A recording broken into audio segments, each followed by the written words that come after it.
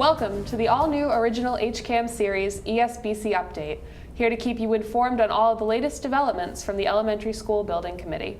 This series is a collaboration between the committee and HCAM TV to keep the residents of Hopkinton appraised and aware of the committee's actions. I'm Kelsey Simonson, your host. The ESBC was formed to examine all possible options to best serve the educational needs of pre-K and first grade students at Center School. The committee has been working throughout the summer, creating a team to address the constraints at the Center School. At their last meeting, they appointed an owner's project manager, which sets the groundwork for the design phase of the project. Joining me today are Mike Shepard, Vice Chairman of the ESBC, and Tim Bonfatti, President of Compass Project Management, and serving the role of owner's project manager for Hopkinton. Welcome to you both. Thank you, Kelsey. Thank you. So Mike, I want to start with you. Why don't you just give a little bit of a background on what the ESBC does, just their mission and what they're trying to accomplish. Essentially, Kelsey, and by the way, thank you for having us. It's a great opportunity. The Board of Selectmen and the school committee, probably as much as 2 years ago, started to work out what was going to be the makeup of the elementary school building committee. And they spent 3 or 4 months, and they had interviews, and we were appointed probably late winter last year. We've been working for over a year and a half now. The elementary school building committee was developed to facilitate the development of a proposed solution to the operational and educational constraints of the center school. That will be, and this is probably the most important part, supported by the voters of Hopkinton as well as the MSBA. The word MSBA is going to get thrown out here quite a few times, so I want to explain what this is. The MSBA is the Massachusetts School Building Authority. It's a state agency that funds, if not all, the vast majority of public school projects in the state.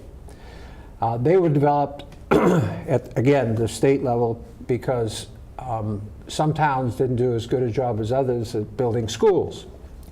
So the agency got involved. They also donate a portion of the funds to build the school, depending upon the town, and they have a very regimented process. The first part of the process was the development of the elementary school building committee and the assignment. And like I say, we've been meeting for almost a year and a half. We're in the phase now with the MSBA of getting the team together. The team is the elementary school building committee, the owner's project manager, and the design team. We selected Compass Management almost 3 months ago. They've been on board for about half that time and working very diligently, helping us out. That's about it. All right, and so what are some of the constraints of the center school right now that you're trying to address? Most everybody is aware of. The school has been there since the 20s and served admirably the students and parents of the Hopkins residents for that long a time. The problem is it's in a tough spot as far as traffic. When kids are being dropped off, picked up, now of course we have buses. We have the additional population in town. The site is fairly small. It's, although there's a lot of acreage in back of the school, the front is what you see. There's a driveway to the left and a driveway to the right. That's as wide as it gets. The facility itself has been updated twice over the last 80 years. Handicapped access is an issue within the school and getting around the school. Anybody that's been at a meeting in the cafeteria knows that you have to duck just to walk in there. The ceilings are relatively low. All my kids went there, and as well as many others. The heating system, while it's been upgraded fairly recently, is still, by all definitions, an antiquated heating system. The windows are, although some issues have been addressed with them, they're not state-of-the-art to conserve energy and this type of stuff. So there are a lot of issues with it. It's hard because of the physical constraints. The classrooms are much smaller than modern day classrooms. A lot of the educational needs of the students are met with like art on a cart, where the art teacher comes around and they brings her stuff into the classroom and does it, and they do it with music, and they've had to make do with these type of things to offer the services. They do a great job educating our children, but they're doing it in a facility that is somewhat antiquated. All right, and so now you said we're at the phase where we've chosen an owner's project manager. Can you just tell us a little bit about the selection process and how you chose it? Again, getting back to the MSBA, the selection process is one that they've set up. And the idea of the owner's project manager is to provide somebody that has the knowledge and the skills at overseeing the building of schools and remodeling schools.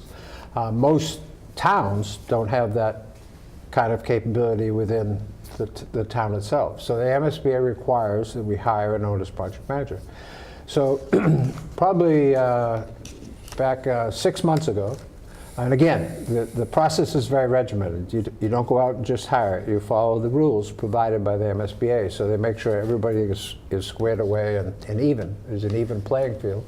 Probably about 6 months ago, we put out what's called a request for services. So it's published in the paper, and what happens is firms see this and they say, gee, Hopkinton's looking for an owner's project manager. So in our case, as I recall, 15 or 16 firms responded to that ad. We had a site walk out at the school, at the center school, and most of the firms have representatives there, and they were provided, with all the information. They were given the old feasibility study for the center school to study, also, as well as they had the information from the site walk, and they put proposals together. A subcommittee of the elementary school building committee reviewed all the proposals and ranked the proposals using the guidelines that are provided by the MSBA. Tim's outfit, Compass Management, came out at the top of the list. It didn't end there, though. What we do is we go to the MSBA and say, we'd like to select Tim's outfit, and actually it's not until after the MSBA says we're okay with that you actually enter into a contract with them. The thing I found most about Tim's outfit was the experience they had in similar situations. They had just done a big project over in Weston at the Field School, which is in a historic district, just like we're in a historic district. They have a lot of the same similar constraints. They did a great job. And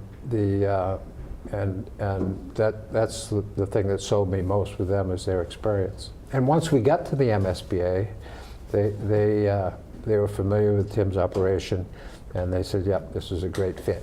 So it's safe to say that this was a fairly rigorous selection process just to get... Yeah, everything is very regimented, and time constraints are involved. But yes, it was. All right. And so now I want to turn to Tim and just ask, what is the role of an owner's project manager? What are you doing for the center school? So an owner's project manager the short answer is we're the representative for the owner in dealing with the architect and the builder and also the community. So we're their liaison in managing the project. That's kind of the quick answer. Since Mike touched a lot on the MSBA, in MSBA projects, which are most of the public school projects go through the Mass School Building Authority program. We also act as the liaison with the town with the Mass School Building Authority.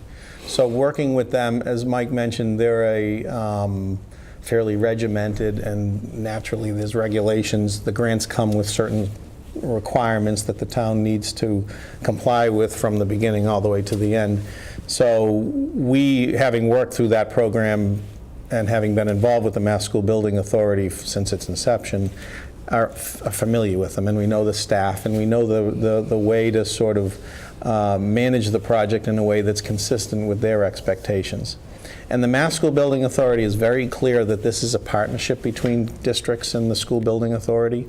And so therefore, they want to make sure that the owner's project manager is helping the town understand what their regulations are, not doing things that require rework or coming back and revisiting things. So our job is to make sure that that process works very well. In general, outside on any other project that isn't a Mass School Building or including Mass School Building Authorities, but an owner's project manager is responsible. We feel the way we look at it is we are responsible for making sure that the district or the owner has the right plan, has assembled the right team, and then that the team is executing on that plan day in, day out. So by the right plan, what that means is that there are, at some level, just sort of needs out there that aren't necessarily formulated. They're stated in the statement of interest that Hopkinton filed with the Mass School Building Authority, but they're not formulated and haven't been developed into a plan or a scope of work or a certain size building or a certain approach to a building. So our job is to help them develop that plan. So make sure that the right budget, it's the right scope to accommodate Hopkinton's educational needs, but that there's the right budget to make sure that it can get done and not require any additional funding, to make sure that it has the right schedule and sort of project approach if there's a phasing involved in renovations, as there often is in renovations. And so that's the plan. And we spend a lot of time making sure that the plan is the right plan, because that's where a lot of projects get off track, is they don't start off on the right track. They have the wrong budget, they have the wrong approach, and they create obstacles just in and of themselves. The next thing that we focus on is the team. So we were selected through a very deliberate process, as Mike mentioned. There are numbers of people that are involved in making a successful project. It's the architect who's the next sort of person to the team, and we're in the process of designer selection right now with the Mass School Building Authority process that dictates that. And then eventually we will be involved in sort of pre-qualifying the contractors and even deciding what's the best approach, whether it's construction management at risk, which is one style of a way to procure construction, or a basic design bid build. So our job is to make sure that along the way we get the right team. And if you think about it, within both the architect's firm and in the contractor's firm, within that there are multiple subcontractors and subconsultants, and we actually get involved in making sure that those are the right fit for the project.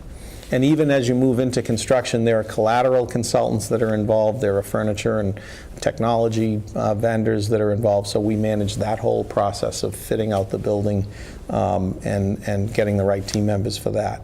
And then the last thing that we do is we execute on the plan and make sure that that team is working well to execute on the plan. So it's a lot of structured collaboration to make sure that people understand what the goals of the program are, that we're doing things in a way that is transparent to the community, and because this is a public project and it's people's taxpayers' money, so everything is done in a manner that's transparent.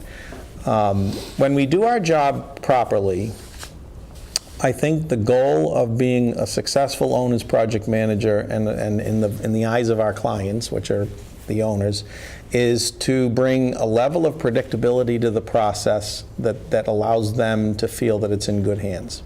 I mean, I think people are well aware of the history of projects that have cost overruns or that don't get done on time or that have quality problems, and that creates nervousness, obviously, on the part of the owners. And the building committee is the sort of primary owner. It's the town of Hopkinton, but it's through its building committee.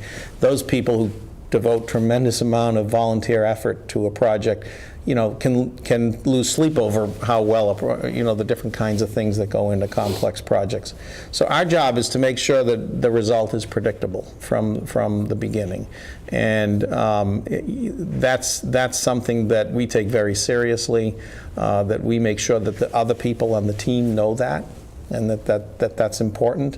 And that's kind of our job. And the owner's project management role was formalized in 2004 with the construction reform, which basically said that any public project over $1.5 million needs to have a dedicated owner's project manager working for them.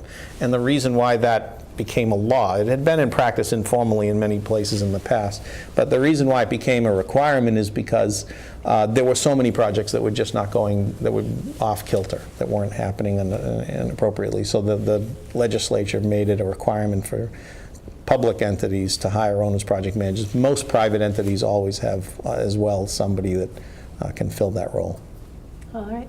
And so it sounds like you have a pretty long-term strategy, but what can we expect for you, even just looking to the next town meeting? What's next for the building committee? Well, so as far as where we are in the process now is the designer selection process. So that is run through the Mass School Building Authority, unlike even the way we were picked, which is essentially run by the town, although the School Building Authority approves it. The Mass School Building Authority has found that in the past, that they have found that it's better to centralize the selection of architects. The town has representation on that board and has an opinion and has influence on that board.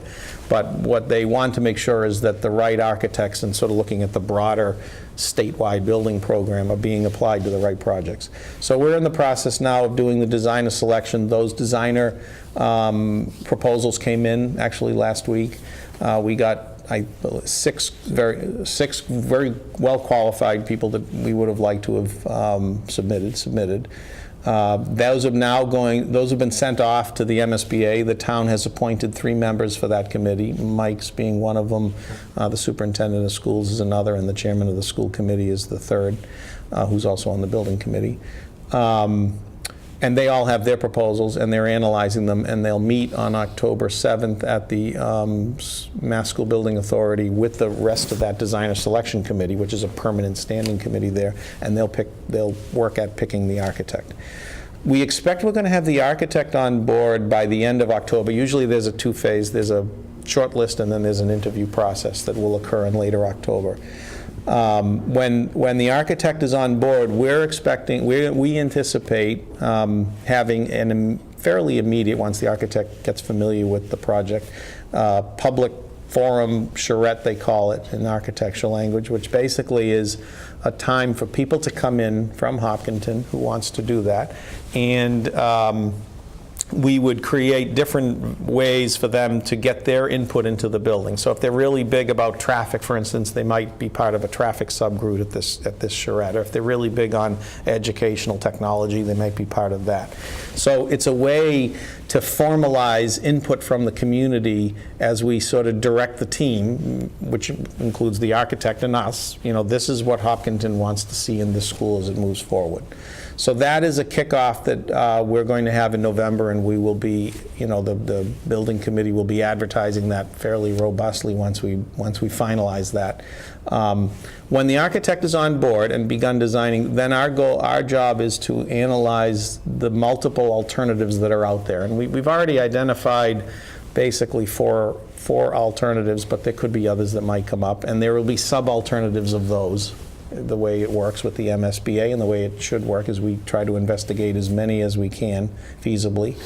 That process will take us into February, and in March we will hopefully be at a point where we have what is called in the MSBA program a preferred alternative.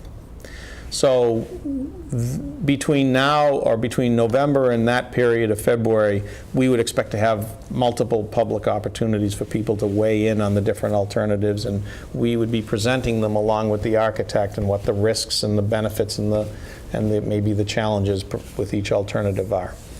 Then the MSBA approves that alternative. That the board at the MSBA approves your Hopkinton's choice for its preferred alternative. And they generally, at that point, we've worked with the staff enough that should be pretty pro forma. Then at that point, we now enter into what is called a schematic design phase of that preferred alternative. So that represents maybe 20% of the design process, 20 to 25%. And we carry that schematic design phase to a point where we now know here is what the building, we know enough information that we can put a pretty accurate price to it. And so that all will occur between now and August and September. I mean, between April and August and September of the following of that year, 3 or 4 months later. And then that's what we now will frame what the deal will be with the MSBA. So we'll know exactly the size of the school. We will know exactly what it will look like. We will know exactly what it costs, exactly what the schedule will be. And that becomes what's called the Project Scope and Budget Agreement with the MSBA, which is the main funding vehicle that determines how Hopkinton will be reimbursed. That is the agreement that the residents of Hopkinton will vote on at a special town meeting, I believe. Although the details of this will have to be worked out, but sometime in the fall there will be an opportunity where now it'll go in front of the public, and the public will say, you know, here's what the deal is, and we either support it or we don't. And if we've done our job properly, people will at least have all the information in front of them to make an educated decision on that. So about a year from now, it will be brought back to the Hopkinton community at a town meeting to make that decision. All right, and so you mentioned that there are opportunities for parents and other people in the town to get involved. You have the subcommittees. But if you can't invest that amount of time into this project, but you still want to get involved, you still want to know what's going on, how could people in the community get involved with this project? All the meetings are public meetings. Anybody is invited to come. Anybody has the opportunity to speak. The meetings are, up to this point, have been approximately monthly. They could get more than that, but that's a good place for people to come and that want to speak to a specific issue. We're on Facebook. We now have HCAM in this partnership. Our goal, and as people recall, town meeting May last year, 2 town meetings ago, when they funded the money for this project, we told them that our goal is that when we come to this vote at town meeting, we'll have done all our work. Everybody will have been informed. So we're turning over every leaf. We're going to meetings. We're going to speak before groups. Just to get the word out. We just want to make sure that nobody stands up at town meeting and says, geez, this is the first I've ever heard about. That is going to happen, ideally. Through programs such as this, where they can watch it from home, the taxpayers will see that we, the building committee, the school committee, the board of selectmen, are all fully invested, and we're invested in searching out all the options. And we will try to select, with the community's help, the best option that will serve the town for at least the next 50 years. And as you can see by our selection of the owner's project manager, I think this is probably the first school building project in town that has had this process, which, as Tim said, only came up in 2004. It's a great step forward for us because there's a lot of work to do. They have a lot of experience, and they'll help us as well. But the main emphasis that both Joe and I and the rest of the building committee want to get out is we want to make this as public and as transparent as possible. And we'll have as many of these shows. People get invited to meetings. We'll have the charrettes. People will get to come. And it's not just the people that have, kids in the system, but the older people like myself whose kids have already gone through and have graduated, parents that have grandchildren, just residents in town. We're all going to get to vote, and we want to all make sure that everybody comes to a sound decision based upon all the information being out there. So our job is to get it out, and we certainly thank HCAM for helping us in this regard. Also, as you know, the elementary school building committees will be on the air. They're going to take place down here in the HCAM studios. Everybody will get to watch the entire meeting. They'll get invited to come to the meeting. It's entirely accessible and open to the public. And again, we want to do the best job we can for the town. One of the other vehicles of communication is there is a project website that's being developed that people can go to see the most current thinking on designs and budget and schedule, which will probably be accessible through a link through the school department website. So that's another vehicle that people would have for that purpose. All right, we look forward to hearing from you both on this project in the coming months. Matt Shepard, Tim Bonfatti, thank you so much. Thank you. For more information on the Elementary School Building Committee, visit their page on the official Hopkinton website, and be sure to tune in to HCAM TV for live broadcasts of the community meetings hosted here at the HCAM studios. These meetings are open to the public and will provide many opportunities to interact and have your opinions heard by the ESBC. I'm Kelsey Simonson. Thank you for watching.